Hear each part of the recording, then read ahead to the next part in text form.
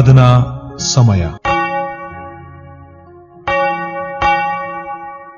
ಮಹೋನ್ನತನಾದ ದೇವರೇ, ನಿನಗೆ ಸ್ತೋತ್ರವಾಗಲಿ. ಈ ಆರಾಧನೆಯ ಸಂದರ್ಭದಲ್ಲಿ ಆದಿಯಿಂದ ಅಂತ್ಯದವರೆಗೂ ನಿನ್ನ ಪ್ರಸನ್ನತೆ, ನಿನ್ನ ಸಾನ್ನಿಧ್ಯದ ಅನುಭವನೇ ನಮ್ಮನ್ನು ತುಂಬಿಸು. ನಮ್ಮ ಮನಸ್ಸು, ನಮ್ಮ ಹೃದಯ ಚಂಚಲವಾಗಿರದೆ ಶ್ರದ್ಧೆ ಭಯಭಕ್ತಿಯಿಂದ ನಿನ್ನನ್ನು ಆರಾಧಿಸಿ, ನಿನ್ನ ವಾಕ್ಯವನ್ನು ಧ್ಯಾನಿಸಿ, ನೀ ಕೊಡುವಂತಹ ದೈವಶಾಸ್ತ್ರೀಯ ಶಿಕ್ಷಣದ ಮೂಲಕವಾಗಿ ನಮ್ಮನ್ನು ನೀತಿಯ ಮಾರ್ಗದಲ್ಲಿ, ನಿನ್ನ ಸಹವಾಸದಲ್ಲಿ, ನಿನ್ನ ಸತ್ಸಮದಲ್ಲಿ ನಡೆಸಿ, ನಿನ್ನ ಮಹಿಮೆಗೋಸ್ಕರವಾಗಿ ನಮ್ಮನ್ನು ಸದಾಕಾಲವು ನಂಬಿಗಸ್ತರನ್ನಾಗಿ ಮಾಡಬೇಕೆಂಬುದಾಗಿ ಯೇಸು ಕ್ರಿಸ್ತನ ಮೂಲಕ ಪ್ರಾರ್ಥನೆ ಬೇಡುತ್ತೇವೆ. ಆಮೆನ್. ನಮ್ಮ ಈ ಪರಿಶುದ್ಧವಾದ ಆರಾಧನೆಯನ್ನ ಆರಂಭ ಮಾಡುವ ಹಾಗೆ ಆರಂಭದ ಸಂಗೀತವನ್ನ ಹಾಡಿಕೊಳ್ಳೋಣ.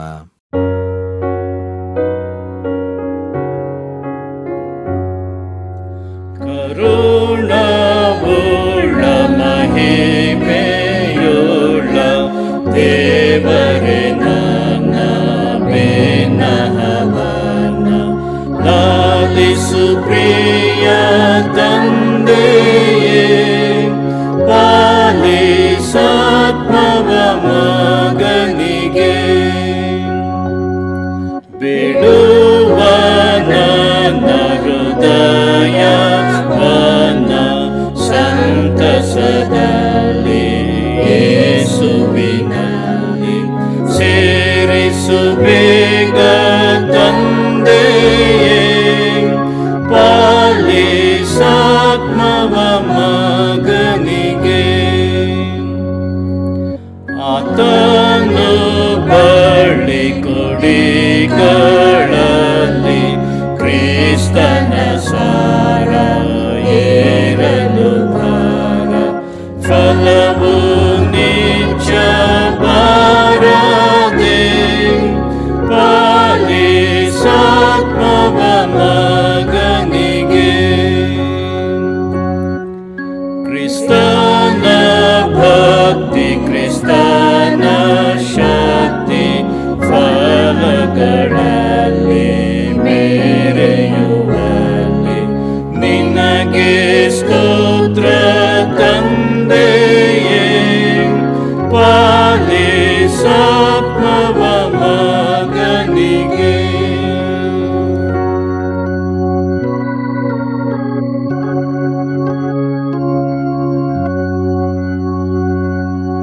ಕೃಪಾಳು ದೇವರೇ, ನಾವು ಮನೋವಾಕಾಯಗಳಿಂದ ನಿನಗೆ ವಿರೋಧವಾಗಿ ಪಾಪ ಮಾಡಿದ್ದೇವೆ. ನಾವು ನಿನ್ನನ್ನು ಪೂರ್ಣ ಮನಸ್ಸಿನಿಂದ ಪ್ರೀತಿಸಿಲ್ಲ, ನಮ್ಮ ನೆರೆಯವರನ್ನು ನಮ್ಮಂತೆ ಪ್ರೀತಿಸಲಿಲ್ಲ. ನೀನಾದರೂ ನಮ್ಮನ್ನು ಕರುಣಿಸೆಂದು ಬೇಡುತ್ತೇವೆ. ನಮ್ಮ ಪಾಪಗಳನ್ನು ಪರಿಹರಿಸಿ ನಮ್ಮನ್ನು ಶುದ್ಧಿಗೊಳಿಸು. ನಮ್ಮ ತಪ್ಪುಗಳನ್ನು ತಿದ್ದುಕೊಳ್ಳಲು ನಮಗೆ ಸಹಾಯ ಮಾಡು. ನಮ್ಮ ಕರ್ತನಾದ ಯೇಸು ಕ್ರಿಸ್ತನ ಮುಖಾಂತರ ಪ್ರಾರ್ಥಿಸುತ್ತೇವೆ. ಆಮೆನ್. ದೇವರನ್ನ ಸ್ತುತಿಸುವ ಹಾಗೆ ಸಂಕೀರ್ತನೆಯನ್ನ ಹಾಡಿಕೊಳ್ಳೋಣ.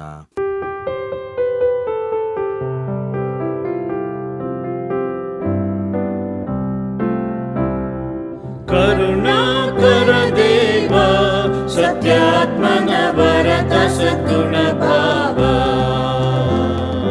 ಕರುಣಾಕರ ದೇವ, ಸತ್ಯಾತ್ಮನ ವರದ ಸದ್ಗುಣ ಭಾವ.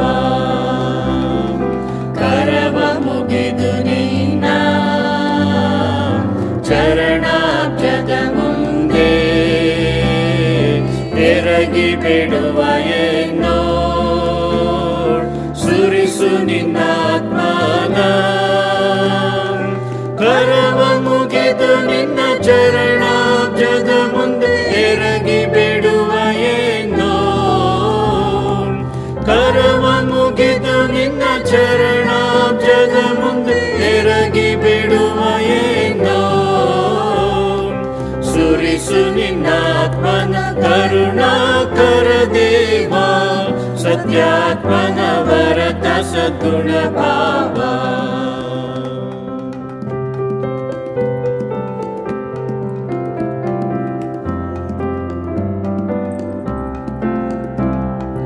ಮಂದ ದುರ್ಮತಿಯಿಂದಲೂ ಪಾಪದಿಂದ ಕುಂದಿದ ಮನದಿಂದಲೂ,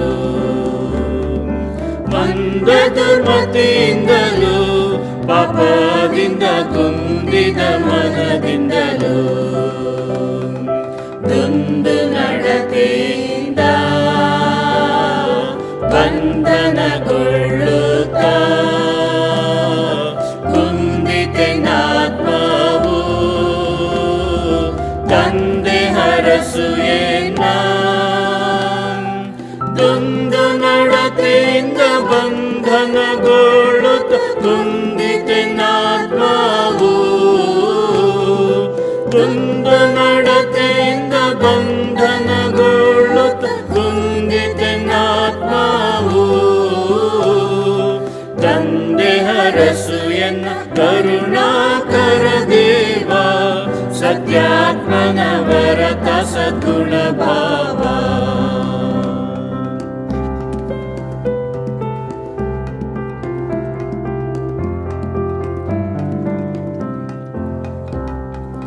ದುರುಳ ನಡತೆ ಬಿಡಿಸಿ ಅಜ್ಞಾನದ ಇರುಳು ಕೃತ್ಯವನಳಿಸಿ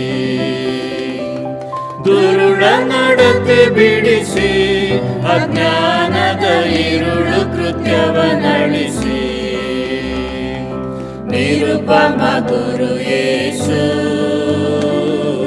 ಚರಣ ಶರಣು ಹೋಕು ಪರಮ ಭಾಗ್ಯಗಳ ವರವ ಧರಿಸ ಮಾಡೆ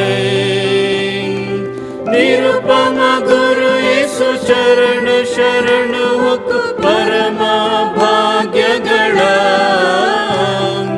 ನಿರುಪಮ ಗುರು ಯೇಸು ಚರಣ ಶರಣು ಹೊಕ್ಕು ಪರಮ ಭಾಗ್ಯಗಳ ವರವ ಧರಿಸ ಮಾಡೆ ಕರುಣಾಕರ ದೇವ ಸತ್ಯಾತ್ಮನ ವರತ ಸದ್ಗುಣ ಭಾವ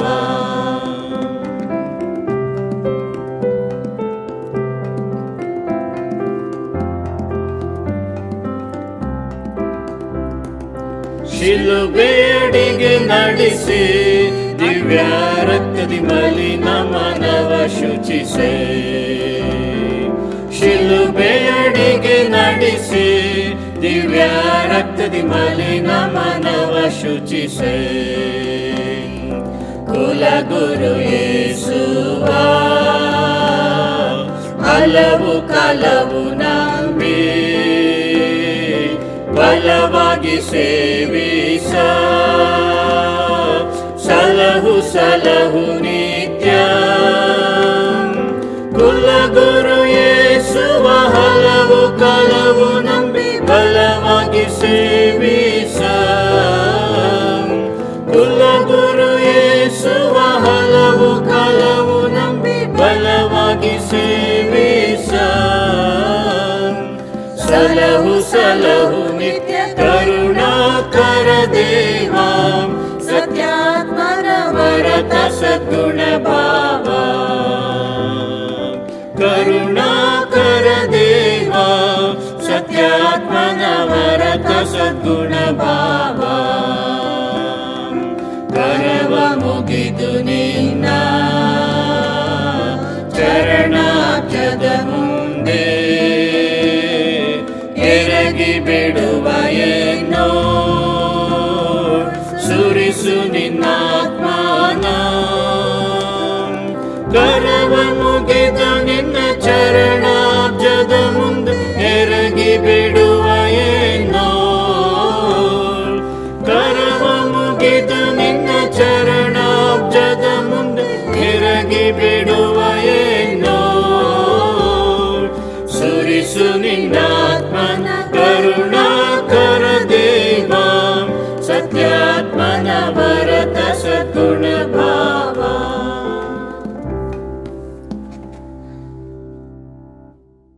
ಪ್ರಿಯರಾದ ದೇವರ ಮಕ್ಕಳೇ, ನಿಮ್ಮೆಲ್ಲರಿಗೆ ಯೇಸು ಕ್ರಿಸ್ತನ ಪುಣ್ಯನಾಮದಲ್ಲಿ ಪ್ರೀತಿಯ ವಂದನೆಗಳು. ನಿಮಗೆ ಸಮಾಧಾನ ಆರೋಗ್ಯವು ನಿತ್ಯವೂ ಯೇಸು ಕ್ರಿಸ್ತನ ಮೂಲಕವಾಗಿ ಒದಗಿ ಬರಲಿ. ಈ ದಿನದ ದೇವರ ವಾಕ್ಯ ಸಂದೇಶಕ್ಕೆ ನಿಮ್ಮೊಟ್ಟಿಗೆ ಹಂಚಿಕೊಳ್ಳಲಿಕ್ಕಿರುವಂತಹ ವಿಷಯ ಥಿಯೋಲಾಜಿಕಲ್ ಎಜುಕೇಶನ್ ಸಂಡೇ, ದೈವಶಾಸ್ತ್ರೀಯ ಶಿಕ್ಷಣ ಭಾನುವಾರ. ಶೀರ್ಷಿಕೆ theological education making of the faithful, ದೈವಶಾಸ್ತ್ರೀಯ ಶಿಕ್ಷಣ ನಂಬಿಗಸ್ತರನ್ನಾಗಿ ಮಾಡುವಂಥದ್ದು. ದೇವರ ನಾಮಕ್ಕೆ ಮತ್ತೊಂದು ಆವರ್ತಿ ಮಹಿಮೆಯನ್ನು ಸಲ್ಲಿಸ್ತೇನೆ. ಮತ್ತೊಂದು ಆವರ್ತಿ ನಿಮ್ಮೊಟ್ಟಿಗೆ ದೇವರ ವಾಕ್ಯವನ್ನು ಹಂಚಿಕೊಳ್ಳಲು ಸಮಯವನ್ನು ಕೊಟ್ಟದಕ್ಕಾಗಿ ಆತನಿಗೆ ಸ್ತುತಿಯಾಗಲಿ. ದೈವಶಾಸ್ತ್ರೀಯ ಶಿಕ್ಷಣ ದೇವರ ಕುರಿತಾದಂತಹ ಅಧ್ಯಯನ, ವಿದ್ಯಾಭ್ಯಾಸ ಮತ್ತು ಅದರ ಅರಿವು, ತಿಳುವಳಿಕೆ, ಜ್ಞಾನವನ್ನು ಪಡೆಯುವಂಥದ್ದೇ ದೈವಶಾಸ್ತ್ರೀಯ ಶಿಕ್ಷಣವಾಗಿದೆ. ಇದರ ಭಾನುವಾರವಾಗಿ ಕ್ರೈಸ್ತ ಸಭೆಗಳಾದಂಥ CSI ಸಭೆಗಳಲ್ಲಿ ಆಚರಿಸುವಂತಹ ದಿನವಾಗಿದೆ. ದೈವಶಾಸ್ತ್ರೀಯ ಶಿಕ್ಷಣ ಎನ್ನುವಂಥದ್ದು ನಂಬಿಗಸ್ತರನ್ನಾಗಿ ಮಾಡುವಂಥದ್ದು. ಶಿಕ್ಷಣ ನಮ್ಮೆಲ್ಲರಿಗೆ ಅರಿವು, ಜ್ಞಾನ, ತಿಳುವಳಿಕೆಯನ್ನು ಕೊಟ್ಟು ಅದನ್ನು ಅನುಸರಿಸುವುದಕ್ಕೂ ಅನುಕರಿಸುವುದಕ್ಕೂ ಅದರಲ್ಲಿ ನೆಲೆಗೊಂಡಿದ್ದು ಬದುಕುವುದಕ್ಕೂ ಸಹಾಯ ಮಾಡುತ್ತದೆ. ದೇವರ ವಿಷಯದಲ್ಲಿನ ದೇವರ ಗುಣ, ದೇವರ ಸ್ವಭಾವ, ದೇವರ ವ್ಯಕ್ತಿತ್ವ, ದೇವರ ಮೌಲ್ಯಗಳನ್ನು ನಾವು ನಮ್ಮ ಬದುಕಿನಲ್ಲಿ ಅಳವಡಿಸಿಕೊಂಡು ಜೀವಿಸುವಂಥದ್ದು ದೇವರ ವಾಕ್ಯವೇ ನಮಗೆ ದೊಡ್ಡ ಶಿಕ್ಷಣವಾಗಿದೆ. ಬೈಬಲ್ ನಮಗೆ ಶಿಕ್ಷಣವನ್ನು ಕೊಡುವಂತಹ ಅಧ್ಯಯನಗಳು ಮತ್ತು ವಿದ್ಯಾಭ್ಯಾಸಗಳು ಆಗಿರುವಂಥದ್ದಾಗಿದೆ. ಈ ನಿಟ್ಟಿನಲ್ಲಿ ನಂಬಿಗಸ್ತರನ್ನಾಗಿ ಮಾಡುವಂಥದ್ದು ಇದು ಬಹಳ ಅದ್ಭುತಕರವಾದಂಥ ರೀತಿಯಲ್ಲಿ ದೇವರ ಮಹಿಮೆಗೋಸ್ಕರವಾಗಿ ಆಗತಕ್ಕದ್ದಾಗಿದೆ. ದೇವರ ವಾಕ್ಯ ಶಿಕ್ಷಣದ ಮೂಲಕವಾಗಿ ನಮ್ಮನ್ನು ನಂಬಿಗಸ್ತರನ್ನಾಗಿ ಮಾಡಿ ನಮ್ಮನ್ನು ದೇವರ ಮಾರ್ಗದಲ್ಲಿ, ದೇವರ ಸಹವಾಸದಲ್ಲಿ ದೇವರ ಮಹಿಮೆಗೋಸ್ಕರವಾಗಿ ಜೀವಿಸಲು ಸಹಾಯ ಮಾಡುತ್ತದೆ. ನಮಗೆ ಕೊಡಲ್ಪಟ್ಟಂತಹ ಭಾಗಗಳು ಯೆಹೋಶುವನ ಗ್ರಂಥ 4ನೇ ಅಧ್ಯಾಯ ಪ್ರಾರಂಭದ 9 ವಚನಗಳು, ತಿಮೋಥೆಯನಿಗೆ ಬರೆದ ಮೊದಲನೇ ಪತ್ರಿಕೆ 6ನೇ ಅಧ್ಯಾಯ 11ರಿಂದ 16 ವಚನಗಳು, ಮತ್ತಾಯನ ಸುವಾರ್ತೆ 13ನೇ ಅಧ್ಯಾಯ ಪ್ರಾರಂಭದ 9 ವಚನಗಳು ಆಗಿರುತ್ತದೆ. ನಂಬಿಗಸ್ತ ವಿಶ್ವಾಸಿಯನ್ನಾಗಿಯೂ ನಂಬಿಗಸ್ತ ಸಮುದಾಯವನ್ನಾಗಿಯೂ ನಂಬಿಗಸ್ತರಾಗಿ ನಾವು ಜೀವಿಸುವುದಕ್ಕೆ ಈ 3 ಪರಿಚ್ಛೇದಗಳು ನಮಗೆ ಕರೆ ಕೊಡುತ್ತದೆ. ನಂಬಿಗಸ್ತ ವಿಶ್ವಾಸಿ ಎಂಬುದಕ್ಕೆ ತಿಮೋಥೆಯನಿಗೆ ಬರೆದ ಮೊದಲನೇ ಪತ್ರದಲ್ಲಿ ನಾವು ಕಂಡುಕೊಳ್ಳತಕ್ಕಂಥ ವಿಷಯವಾಗಿದೆ. ಯಾವುದಕ್ಕೆ ಪ್ರಯಾಸ ಪಡಬೇಕು, ಯಾವುದನ್ನು ಸಂಪಾದಿಸಿಕೊಳ್ಳಬೇಕು ಎಂಬುದಾಗಿ ನೋಡಿ. ಶಿಕ್ಷಣ ಎನ್ನುವಂಥದ್ದು ನಾವು ಪಡೆಯುವಂತಹ, ಸಂಪಾದಿಸುವಂತಹ ಅಥವಾ ನಾವು ಹೊಂದುವಂಥ, ಪಡಕೊಳ್ಳುವಂತಹ ಸಂಗತಿಗಳು ಅರಿವಿನಲ್ಲಿ, ಜ್ಞಾನದಲ್ಲಿ, ತಿಳುವಳಿಕೆಯಲ್ಲಿ ನೆಲೆಗೊಂಡಿದ್ದರೆ 11ನೇ ವಚನ ಹೇಳುತ್ತದೆ, ಯಾವುಗಳಿಗೆ ದೂರವಾಗಿರಬೇಕೆಂದರೆ ಅನೇಕ ವಿಷಯವಾದಂತಹ ಕೆಟ್ಟ ವಿಚಾರಗಳಿಗೆ, ಪಾಪಕೃತ್ಯಗಳ ವಿಷಯವಾಗಿ ನಾವು ದೂರವಾಗಿರಬೇಕೆಂಬುದಾಗಿ. ಆದರೆ ನೀತಿ, ಭಕ್ತಿ, ನಂಬಿಕೆ, ಪ್ರೀತಿ, ಸ್ಥಿರಚಿತ್ತ, ಸಾತ್ವಿಕತ್ವ ಇವುಗಳನ್ನು ಸಂಪಾದಿಸಿಕೊಳ್ಳಬೇಕು. ಲೌಕಿಕವಾದಂಥ, ಪ್ರಾಪಂಚಿಕವಾದಂಥ ವಿಷಯಗಳಿಗೆ ನಾವು ದೂರವಾಗಿರಬೇಕು. ಆದರೆ ಪ್ರೀತಿ, ನಂಬಿಕೆ, ನೀತಿ, ಭಕ್ತಿ, ಸ್ಥಿರಚಿತ್ತ, ಸಾತ್ವಿಕತ್ವ ಇವುಗಳನ್ನು ಪಡೆಯಲು, ಇವುಗಳನ್ನು ಸಂಪಾದಿಸಲು ನಾವು ಪ್ರಯಾಸ ಪಡಬೇಕು. ಇದು ದೇವರ ಮೂಲಕ, ದೈವಶಾಸ್ತ್ರದ ಮೂಲಕವಾಗಿ ನಾವು ಕಲಿಯತಕ್ಕಂಥ ಶಿಕ್ಷಣವಾಗಿದೆ. ಪ್ರತಿಯೊಬ್ಬ ವಿಶ್ವಾಸಿಯು ನಂಬಿಗಸ್ತನಾಗಿ ಜೀವಿಸಬೇಕಾದರೆ, ಪ್ರತಿಯೊಬ್ಬ ವಿಶ್ವಾಸಿಯು ನಂಬಿಗಸ್ತ ಬಾಳ್ವೆಯನ್ನು ಬದುಕಬೇಕಾದರೆ ದೈವಶಾಸ್ತ್ರದ ಶಿಕ್ಷಣ ನಮ್ಮನ್ನು ಇಂತಹ ನಂಬಿಗಸ್ತರನ್ನಾಗಿ ಮಾಡುವುದಲ್ಲದೆ, ಈ ನಂಬಿಗಸ್ತಿಕೆಯ ಜೀವಿತ ಎನ್ನುವಂಥದ್ದು ನೀತಿ, ಭಕ್ತಿ, ನಂಬಿಕೆ, ಪ್ರೀತಿ, ಸ್ಥಿರಚಿತ್ತ, ಸಾತ್ವಿಕತ್ವ ಇವುಗಳನ್ನು ಸಂಪಾದಿಸಿ ಅದನ್ನು ಪ್ರಯಾಸಪಟ್ಟು ಹೊಂದಿ ಅದರಲ್ಲಿ ನೆಲೆಗೊಂಡಿದ್ದು ಸಾಕ್ಷಿಯುತ ಜೀವಿತವನ್ನು ಮಾಡಲು ಸಹಾಯ ಮಾಡುತ್ತದೆ. ಇದು ದೇವರ ಮೂಲಕವಾಗಿ, ದೈವಶಾಸ್ತ್ರದ ಮೂಲಕವಾಗಿ ನಮಗೆ ಕೊಡಲ್ಪಡುವಂತಹ ಶಿಕ್ಷಣವಾಗಿದೆ ಪ್ರಿಯರೇ. ಈ ಶಿಕ್ಷಣವನ್ನು ಹೊಂದಿದಂಥ ಪ್ರತಿಯೊಬ್ಬ ವಿಶ್ವಾಸಿಯು ದೇವರಿಗೆ ನಂಬಿಗಸ್ತ ಮಗನಾಗಿ, ಮಗಳಾಗಿ ಜೀವಿಸಲು ಸಾಧ್ಯ. ಇದಕ್ಕೆ ತಕ್ಕ ಫಲಗಳನ್ನು ಕೊಡಲು ಸಾಧ್ಯ. ಹಾಗಾಗಿ ಆ ನಂಬಿಗಸ್ತಿಕೆಯ ಸಮುದಾಯವನ್ನಾಗಿಯೂ ಸಹ ದೇವರು ನಮ್ಮಿಂದ ಮಾಡುವಾತನಾಗಿರುವಾಗ ಇಸ್ರಾಯೇಲ್ಯರಿಗೆ ಯೆಹೋಶುವನ ಗ್ರಂಥದಲ್ಲಿ ನಾವು ಬರೆಯಲ್ಪಟ್ಟಂತೆ ಯೆಹೋಶುವನ ಗ್ರಂಥ 4ನೇ ಅಧ್ಯಾಯ ಪ್ರಾರಂಭದ 9 ವಚನಗಳಲ್ಲಿ ಒಡಂಬಡಿಕೆಯ ಸಮುದಾಯವನ್ನಾಗಿ ಮಾಡ್ತಾನೆ. ಒಡಂಬಡಿಕೆಯ ಸಮುದಾಯವನ್ನಾಗಿ ಮಾಡುವುದರ ಮೂಲಕ, ಒಡಂಬಡಿಕೆಯ ಇಸ್ರಾಯೇಲ್ ವಂಶವನ್ನಾಗಿ ಮಾಡುವುದರ ಮೂಲಕ ಆ ಒಡಂಬಡಿಕೆಯನ್ನು ದೇವರು ತನ್ನ ವಾಕ್ಯದ ಮೂಲಕ, ತನ್ನ ಶಿಕ್ಷಣದ ಮೂಲಕವಾಗಿ ಕೊಡುವಾತನಾಗಿದ್ದಾನೆ. ಈ ಶಿಕ್ಷಣವು ಒಡಂಬಡಿಕೆಯ ಸಮುದಾಯ, ನಂಬಿಗಸ್ತ ಸಮುದಾಯವನ್ನಾಗಿ ಇಸ್ರಾಯೇಲರನ್ನು ಮಾಡುತ್ತದೆ. ಹಾಗಾಗಿ ಇಲ್ಲಿ ಇಸ್ರಾಯೇಲರನ್ನ ನಂಬಿಗಸ್ತ ಸಮುದಾಯವಾಗಿ ಕೇವಲ ಆ ಸಮಯದಲ್ಲಿ ಇದ್ದಂತಹ ಸಮುದಾಯದ ಅಥವಾ ಆ ಇಸ್ರಾಯೇಲಿನ ಜನರಿಗೆ ಮಾತ್ರವಾಗಿರದೆ ಮುಂಬರುವಂಥ ಸಂತತಿಯು ಸಹ ಇಸ್ರಾಯೇಲ್ಯರ ನಂಬಿಗಸ್ತ ಸಮುದಾಯವಾಗಿ ಮಾರ್ಪಡಲು, ರೂಪುಗೊಳ್ಳಲು ದೇವರ ಶಿಕ್ಷಣ, ದೇವರ ವಾಕ್ಯ ಅಲ್ಲಿ ನೆರವೇರುವಂಥದ್ದಾಗಿದೆ. ಈ ನಂಬಿಗಸ್ತ ಸಮುದಾಯ ಯಾವಾಗಲೂ ದೇವರ ವಾಕ್ಯದಲ್ಲಿ ನೆಲೆಗೊಂಡಿರಬೇಕು, ದೇವರ ನಂಬಿಕೆಯಲ್ಲಿ, ದೇವರ ಸಹವಾಸದಲ್ಲಿ ನೆಲೆಗೊಂಡಿರಬೇಕು ಎನ್ನುವಂತಹ ದೃಢ ಒಡಂಬಡಿಕೆಯನ್ನು ಇಲ್ಲಿ ಇಸ್ರಾಯೇಲ್ಯರೊಡನೆ ದೇವರು ಮಾಡಿಕೊಳ್ಳುವಾತನಾಗಿದ್ದಾನೆ. ಹೀಗಿರುವುದರಿಂದ ನಂಬಿಗಸ್ತ ವಿಶ್ವಾಸಿಯು, ನಂಬಿಗಸ್ತ ಸಮುದಾಯವು ಸದಾಕಾಲ ಫಲಭರಿತವಾದಂತಹ ರೀತಿಯಲ್ಲಿ ಜೀವಿಸತಕ್ಕದ್ದು ಎಂಬುದಾಗಿ ಹೇಳ್ತದೆ.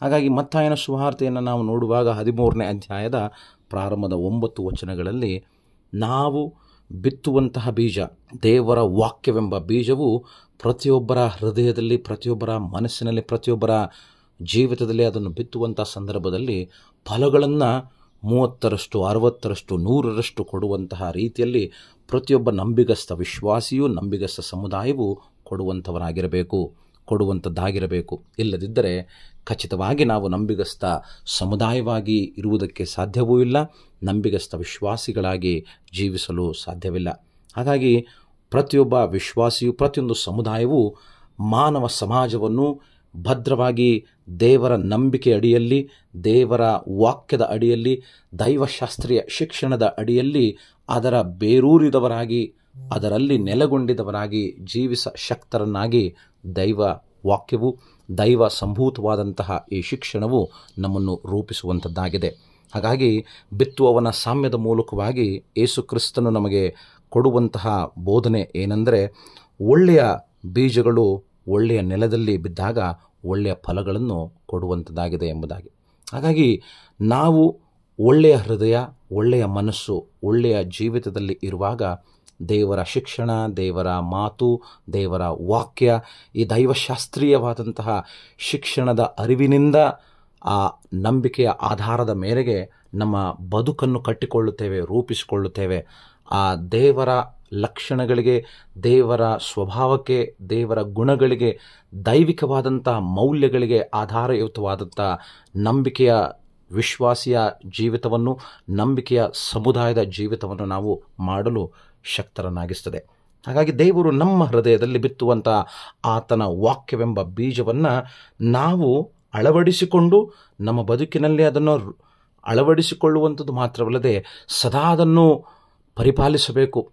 ಫಲಭರಿತವಾದಂತಹ ವಾಕ್ಯವೆಂಬ ಆ ಘಳಿಗೆಗೆ, ಆ ಪರಿಸ್ಥಿತಿಗೆ ನಮ್ಮ ಜೀವಿತವನ್ನು ತರುವಂಥವರಾಗಿರಬೇಕು. ಯಾವಾಗಲೂ ಬೀಜ ಭೂಮಿಯಲ್ಲಿ ಬಿದ್ದ ಕೂಡಲೇ ಅದು ಮೊಳಕೆಯೊಡೆದು ಬೇರೂರಿದವರಾಗಿ, ಬೇರೂರುವಂತಹ ಪರಿಸ್ಥಿತಿಗೆ ಬರುವಾಗ ಅದು ಭದ್ರವಾಗಿ ಭೂಮಿಯಲ್ಲಿ ನಿಲ್ತದೆ. ಹಾಗಾಗಿ ದೇವರ ವಾಕ್ಯದಲ್ಲಿ ಬೇರೂರುವ ಪ್ರತಿಯೊಬ್ಬ ವಿಶ್ವಾಸಿಯು, ಪ್ರತಿಯೊಂದು ಸಮುದಾಯವೂ ಸಹ ಆ ವಾಕ್ಯದಲ್ಲಿ, ದೈವಶಾಸ್ತ್ರೀಯ ಶಿಕ್ಷಣದಲ್ಲಿ ಬೇರೂರಿದವರಾಗಿ ನಿಂತು ಫಲ ಕೊಡುವಂತಹ ರೀತಿಯಲ್ಲಿ ಬೆಳೆದು ದೊಡ್ಡ ಹೆಮ್ಮರವಾಗಿ ನಿಂತು ಜೀವಿಸಬೇಕು. ಅದು ಸಾಕ್ಷಿಯಾಗಿರಬೇಕು. ಅನೇಕರಿಗೆ ಉದಾಹರಣೆಯಾಗಿ, ಸ್ಫೂರ್ತಿಯಾಗಿ, ಸಾಕ್ಷಿಯಾಗಿ ಫಲಭರಿತವಾದಂಥ ಆಶೀರ್ವಾದದಾಯಕವಾದಂತಹ ಜೀವಿತವನ್ನು ಪ್ರತಿಯೊಬ್ಬ ನಂಬಿಗಸ್ತ ವಿಶ್ವಾಸಿಯು, ನಂಬಿಗಸ್ತ ಸಮುದಾಯವು ಮಾಡತಕ್ಕದ್ದಾಗಿದೆ.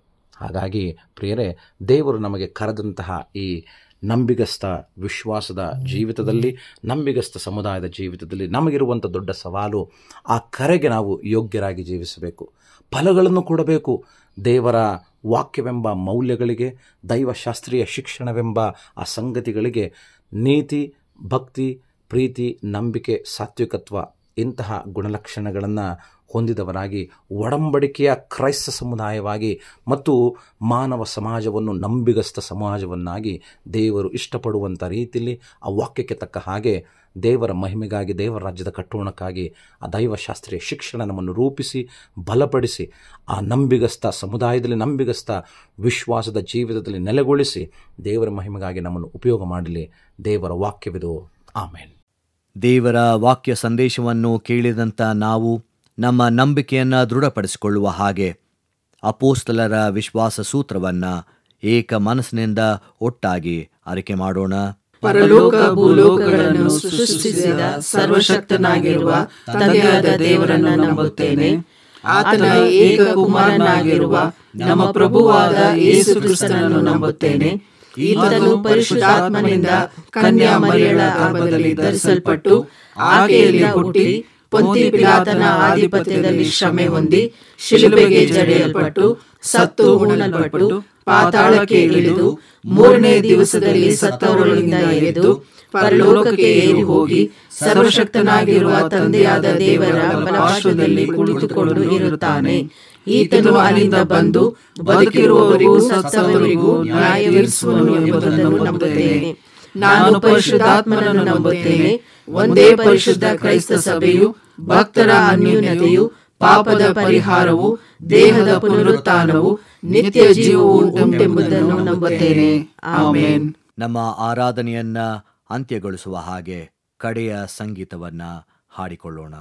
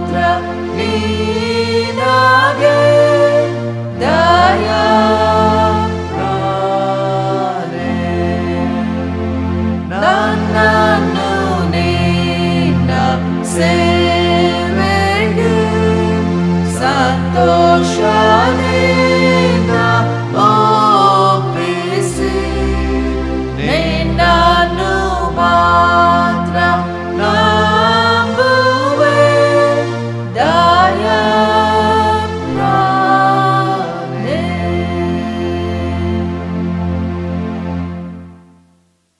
ನಂಬಿಗಸ್ತನಾದ ದೇವರೇ, ನಿನಗೆ ಸ್ತೋತ್ರವಾಗಲಿ. ನಂಬಿಕೆಯ ಜೀವಿತದಲ್ಲಿ ನಂಬಿಗಸ್ತರನ್ನಾಗಿ ನಮ್ಮನ್ನು ಮಾಡಿದಾತನು ನೀನೇ.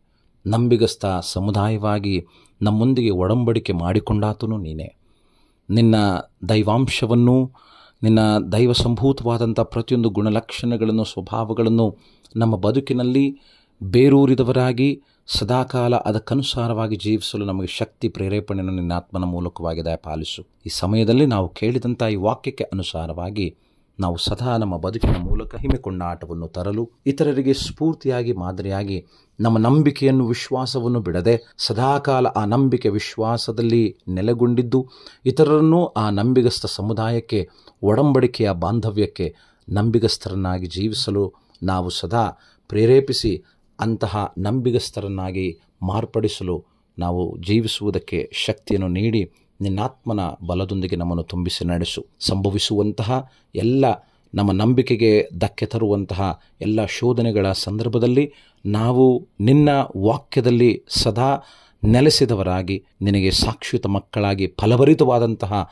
ನಂಬಿಗಸ್ತ ಸಮುದಾಯವಾಗಿ, ನಂಬಿಗಸ್ತ ವಿಶ್ವಾಸಿಗಳಾಗಿ, ಮಾನವರಾಗಿ ಜೀವಿಸಲು ನಮಗೆ ನಿತ್ಯವೂ ನೀನೇ ನಮ್ಮೊಟ್ಟಿಗಿದ್ದುಕೊಂಡು ಮುಂದೆ ಸಾಗಿಸುವಂತಹ ನಮ್ಮ ಜೀವಿತದಲ್ಲಿ ಸಹಾಯಿಸಿ, ಬಲಪಡಿಸಿ, ಆಶೀರ್ವಾದ ಮಾಡಬೇಕೆಂಬುದಾಗಿ ಯೇಸುವಿನ ಮೂಲಕ ಈ ಪ್ರಾರ್ಥನೆಯನ್ನು ಬೇಡುತ್ತೇವೆ. ಆಮೆನ್. ಕರ್ತನು ತಾನೇ ಕಲಿಸಿಕೊಟ್ಟ ಪ್ರಾರ್ಥನೆಯನ್ನ ನಾವು ಏಕ ಮನಸ್ಸಿನಿಂದ ಅರಿಕೆ ಮಾಡೋಣ.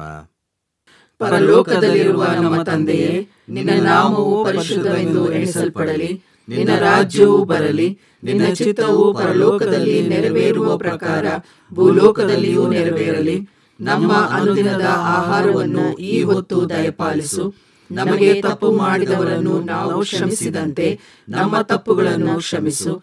ನಮ್ಮನ್ನು ಶೋಧನೆಯೊಳಗೆ ಸೇರಿಸದೆ ಕೇಡಿನಿಂದ ನಮ್ಮನ್ನು ತಪ್ಪಿಸು. ರಾಜ್ಯವು, ಬಲವು, ಮಹಿಮೆಯು ಸದಾಕಾಲ ನಿನ್ನವೇ. ಆಮೆನ್. ದೇವರ ಆಶೀರ್ವಾದವನ್ನು ವಿಶ್ವಾಸದಿಂದ ಹೊಂದಿರಿ. ನಮ್ಮ ಕರ್ತನಾದ ಯೇಸು ಕ್ರಿಸ್ತನ ಕೃಪೆ, ತಂದೆಯಾದ ದೇವರ ಪ್ರೀತಿ, ಪವಿತ್ರಾತ್ಮನ ಅನ್ಯೋನ್ಯತೆ ಸದಾಕಾಲ ನಮ್ಮೆಲ್ಲರ ಸಂಗಡ ನಂಬಿಗಸ್ತ ವಿಶ್ವಾಸಿಗಳನ್ನಾಗಿ, ಸಮುದಾಯವನ್ನಾಗಿ ನಡೆಸುವುದಕ್ಕೆ ನಿತ್ಯವೂ ಇರಲಿ. ಆಮೇನ್.